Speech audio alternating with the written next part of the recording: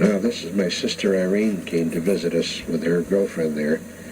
They took a tour of Europe, rented a car and drove all over the place, and then they wound up staying with us for a few days, and we took them over to the chateau at Annette, and this is near St. Andre, this particular location we're at here. And I don't think we ever figured out exactly what they were building here. But whatever it is was not completed at this time. They were working on it, and I don't know, it almost appears to be a cemetery, but I think we ruled that out for some reason. Debbie has a great time running around these blocks of stone that are standing up here with the different names on them. And this is where we parked the car. And a good shot inside the car of Gloria sitting there chewing her gum and smiling. And Irene's girlfriend was Margaret? Mary Margaret? I don't remember. I can't remember what her last name was. No, I never can remember whether it's Mary Margaret or Margaret Mary. But now we're back home. The Packard's in the parking lot alongside of our house. Now, this is Les Andelys. This is a location of an old fort here, as you're looking at it right now, built by King Richard the Lionhearted. And when he had invaded France, and he built this castle, which is in total ruin now, on top of this high ground along the Seine River. And what we're going through here are the ruins that have been salvaged from that castle. This is a bridge crossing the Seine down at the base of the hill where this castle has been built. Well, these bars were put up to protect the tourists from falling out the opening there. They weren't part of the original castle, but portions of it had fallen away. This is Mr. and Mrs. Stalcup. What's his first name? Byron. He worked with me at the squadron, and we got to be good friends, and his wife came over to visit us quite a bit, and we, this particular day, were visiting a junkyard in France. They were expecting, this is one of our clocks that we have, and believe me, junkyard is an apt description of these places. However, the things in there are fabulous. Here we are going to say goodbye to Madame Marie, the lady that came over once a week and did our ironing for practically nothing. And we're dropping off a goodbye present for her. There she is. Very nice lady. What did she do the ironing for each week? $2, and she thought that was too much. And we're... They'd have to come in on a bicycle for 4 miles, was it 2 miles? Oh, no, it wasn't that far. She just lived on the edge of Dreux. Here we're saying goodbye to Georgiana Guernsey, who lived in the house across the way from us. And she sees I'm taking the movies now.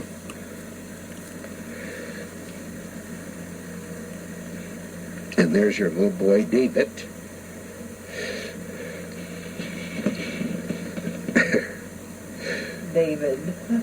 David. And his cowboy hat.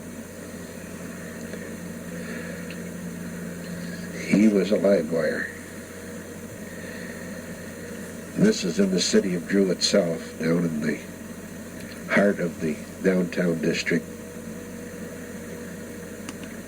Since we lived there for 3 years, I thought it most appropriate to go down and take some pictures of the place before we left. There's a Citroen DS there, one of the more modern and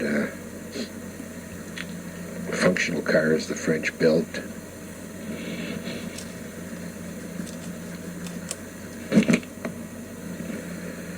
more of the downtown scenery, the stores and the shops, the people walking the streets.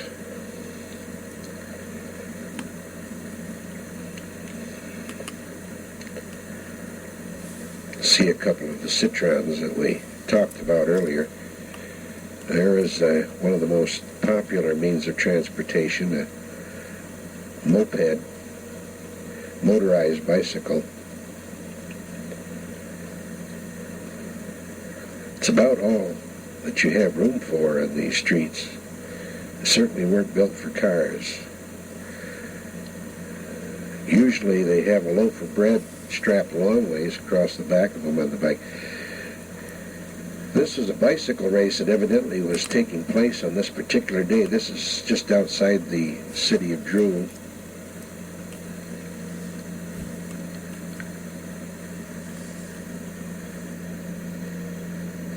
And we're either on our way to Dreux base. Yes, I guess we are, because here we are at the base itself. Dreux Air Base.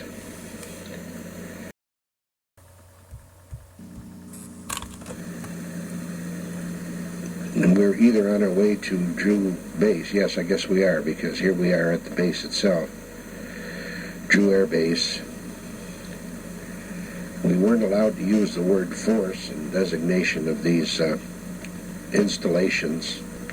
The French wouldn't let us use the word force, so they were strictly air bases. Here we are in the trailer again, back at Dreux base, getting ready to leave to go home. And once our furniture had been picked up from our house in Dreux itself, why we were moved back to a trailer on Dreux base. The Sheltons were across the street from us. They were getting ready to go back also. And Debbie came down with some sort of an eye infection. She didn't particularly want to face the camera. She waves to us with her back turned.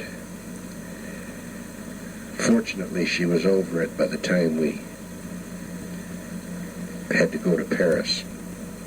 And here are the movers that picked up our whole baggage. That's our temporary items that we had to live with until it was time to leave. And the Stallcups had their baby. And I believe his name was Michael, wasn't it? Baby? Didn't they name him Michael? No idea. Was she Nancy? I don't think so. Well, I know he was Byron. Yeah. Yeah, Byron. Vi, wasn't it? Byron. Vi and Vi? Yeah, their name was Vi. I don't know what the Vi was short for. Could have been Violet, I guess.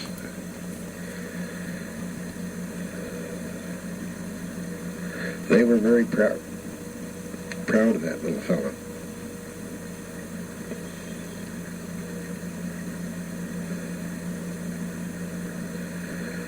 And Chaplain Miller and his wife stopped by to say goodbye to us.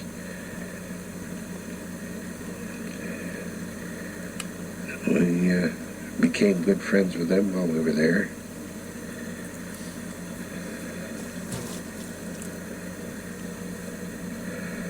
After 3 years, Debbie having gone to France when she was 2.5, and now she's 5.5, she has no recollection of the States at all.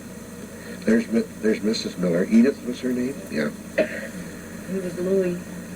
Oh, yeah. Louis Miller. Often wondered if he was the Louis Miller referred to in the song Mac the Knife. Well, he was born in Chateaugay, New York, too. Yeah.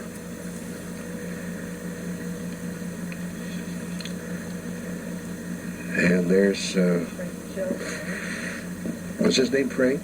Yeah. Yeah, Frank Shelton, yeah. They had the trailer right across the street from us. He was getting ready to go back to the States also. They were our neighbors in Dreux. And that's one of their daughters there. Ginger? Yeah. Yeah, her name was Ginger.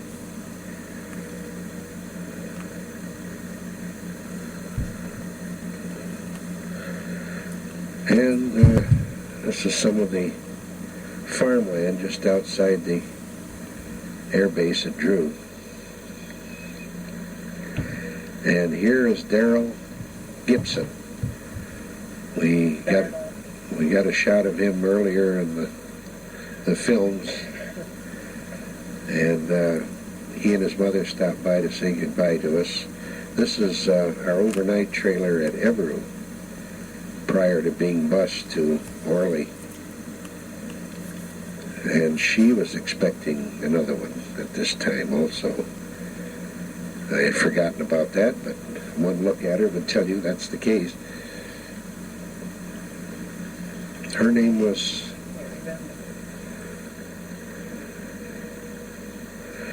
And this is the plane that we returned to the States in. It was an LC-44, wasn't that the designation of the... At 144, wasn't it? LC-44, no, it was just two numbers. It's a turbojet engine, a combination of jet and propeller, and probably one of the noisiest aircraft in the air. And I know when we landed at McGuire, my sister was there waiting for us, and she said most of the people on the observation platform had to cover their ears from the noise. And we are aboard the plane, obviously, now, and the propellers are starting to turn over. And we're just holding our breaths for the moment that we will leave French soil, never to return. Never say never. Taxiing out to the runway now to take off.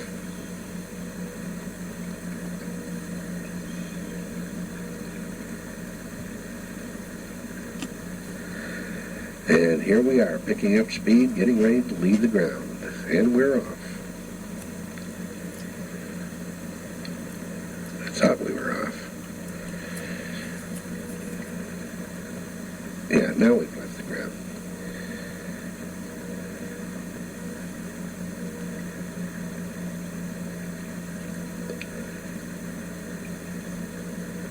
This was a private aircraft that was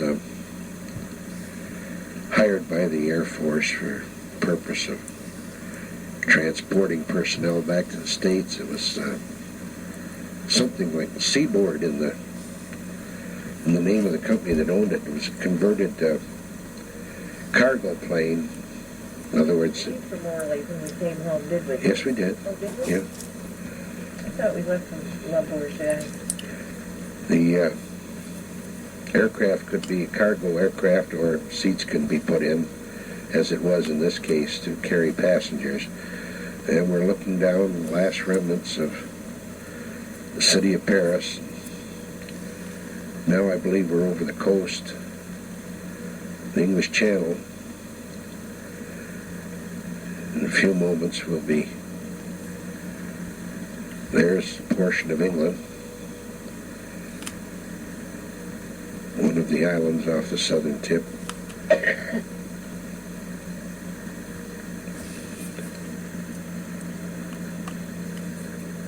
And in a few moments we'll see Ireland.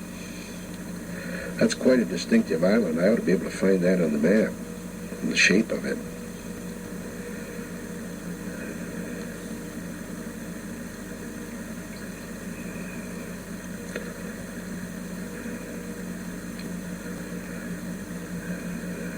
And I believe that's part of England.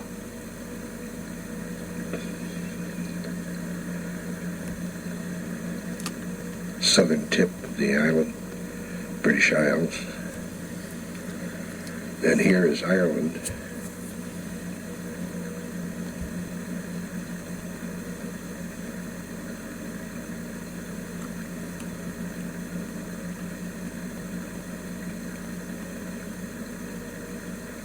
Or is that Ireland? I believe that's Ireland. The shot before was southern tip of England, and this is Ireland.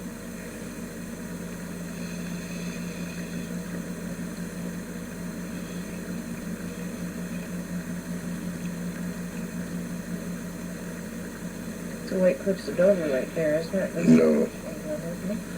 No, they're on the other side of the channel there. They would be on the eastern side of the island.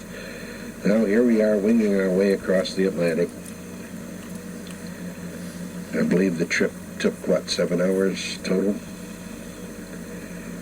7. Yes. Here's a shot from inside the plane. Gloria and Debbie coming back from the ladies' room. Mike and Steve sound asleep.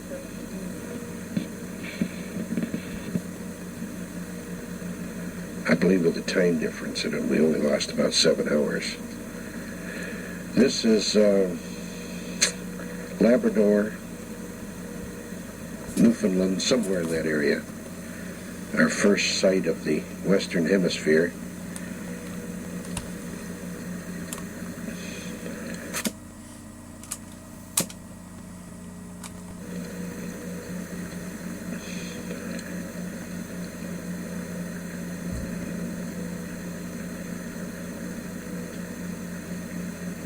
Welcome sight, I might add.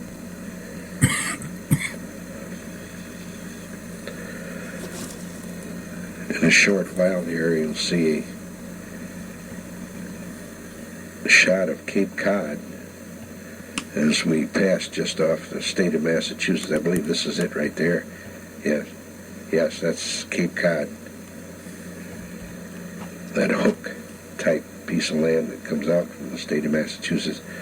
And here we are over New Jersey, making our approach to the runway at McGuire Air Force Base. Here we are setting down on that runway.